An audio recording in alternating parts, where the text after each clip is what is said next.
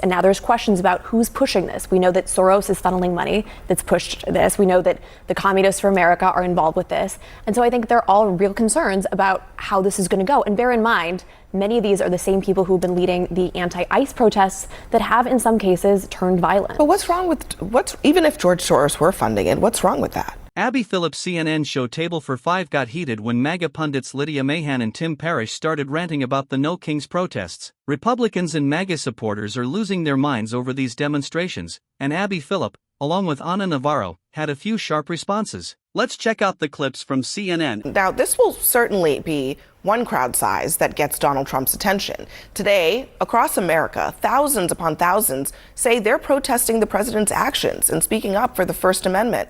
Organizers call it No Kings, accusing Trump of acting like a monarch. Republicans all week, though, have chosen to call it something pretty different. Hate America rally. Hate America rally. Hate America rally. We call it the Hate America rally. The farthest left, the hardest core, the most unhinged in the Democratic Party. This will be a Soros paid for protest where his professional protesters show up. It's all the pro-Hamas wing and the Antifa people. They're all coming out. The rallies also produce a noteworthy split screen. The government is still shut down. And not only is there no end in sight, but neither side is even talking to each other. In fact, the House isn't in session right now. And while federal workers aren't getting their paychecks, over at the White House, Trump hosted a fancy dinner in honor of donors to his $250 million ballroom.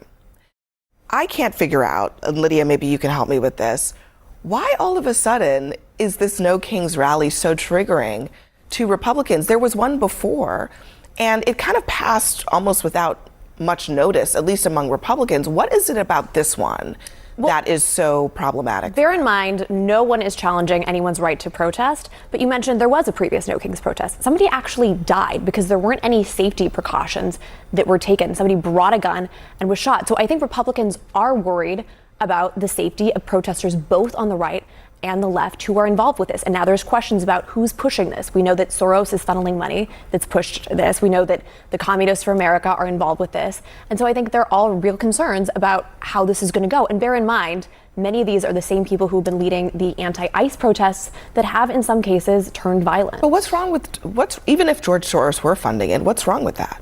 I mean, this is America. He's not allowed to fund a protest? People are absolutely allowed to protest, but bear in mind, this is stemming in part from an ideology that's challenging the duly elected president. I mean, again, what is wrong with that? I mean, what is the problem? And bear in mind, no one is saying this shouldn't happen. People are allowed to protest freely. Yeah, I guess that's the part. Also allows Republicans to say, I don't like it. I'm just not understanding why all of a sudden it's, traitorous to go out in the streets and protest the president when that's, in fact, what you're allowed to do in this country. Yeah, no one, I want to reiterate, no one is challenging the idea that people can go peacefully gather and protest. That's not an issue. What we are saying is we want people to do so peacefully. We don't want them to burn things down. We don't want someone to get shot on the streets. Last time they had this protest, there was the military parade, if you remember, that was happening. So it kind of fell on deaf ears and it didn't get covered as much. But yeah, people can go protest. People can do whatever they want. But when you trace the dollars and you trace the support, it does go back to some left extremist groups, Antifa, pro-Hamas groups that are in fact putting There's been no evidence of that, by the way. There actually is. There's federal reports suggesting that they may be linked to it.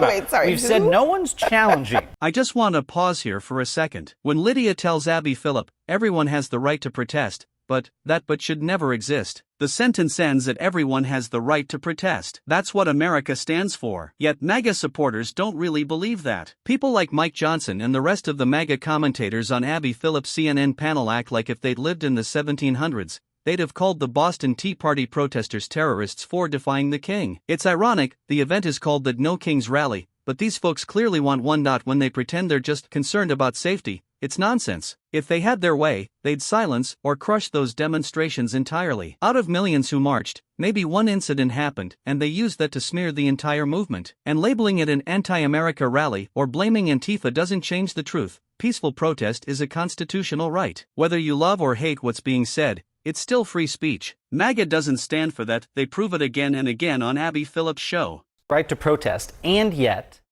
what I heard from Republican leaders this week is that the protesters were terrorists. I heard them constantly, from the Speaker of the House to U.S. senators to Trump cabinet members, equating the protesters with Antifa. Now, those would be bad words in any other circumstance because it's First Amendment protected speech, and saying it's terrorism, that's a morally wrong thing to do. But this is worse than that, because just last month, this administration designated Antifa as a domestic terrorist organization. Do you disagree with that? They are yes, I do. They are equating protesters with terrorists, and by equating protesters with terrorists, they're creating a chilling effect, and they're opening the aperture to investigate them. I'll tell you why. NSPM 7, National Security Presidential Memorandum 7, that was passed by the White House, issued by the White House last month, says that people who directly or indirectly support those domestic terrorist organizations can be investigated. By that standard, they're saying that protesters and people who organize protests where Antifa might show up could be investigated. And then this week, the administration took control, or made moves to take control, of the criminal division of the IRS. This would be like if George W. Bush had said Code Pink was Al-Qaeda, or people protesting the wars in Iraq and Afghanistan were associated with the Islamic State. I think that's a stretch. I think that people who do these protests, that do them peacefully and they make their voices known, is okay. When you get to the place where you're burning stuff down and you're destroying cities, that's another issue. And when you trace back and you look at who support these groups, who's organizing these events, it's absolutely linked to people who've done the things that I just mentioned. Let me just say, I'm at this table. I actually went to the No Kings rally in June. To me, they were organically created. People chose to go because they are unhappy with what's happening in this country. I think there's much more unhappiness today, even than there was back in June. What I saw was people of all creeds, all ages, people with different backgrounds, all coming together and exercising their First Amendment right of assembly and of freedom of speech. I think that at a time when people feel that the government, some people in this country feel the government is bullying them into silence and fear. This is a way of showing that we are not afraid. I did not go because Soros told me to go. I did not go because the communists told me to go. I went as an American to exercise my rights. I didn't see any of the things that you all are suggesting. If you were really fearful about fascism, you would not be allowed to protest. That's the irony in all of this, is that people are allowed to demonstrate freely. Totally Republicans true. are 100% okay with that. Wait, and it kind of undermines their whole point. Meanwhile, they have signs that say Trump is a Nazi. So what? I think you're so right that that's by the way, his vice president called him a Nazi too. The fact of protesting is a demonstration of people's rights in a democracy. But you just said Republicans have no problem with it, and yet they've spent the entire week demonizing there were like people. 4 sound bites. Sean Duffy, by the way, I actually have a quote from another Trump cabinet member who said, "I'm all about free speech. I'm all about protest.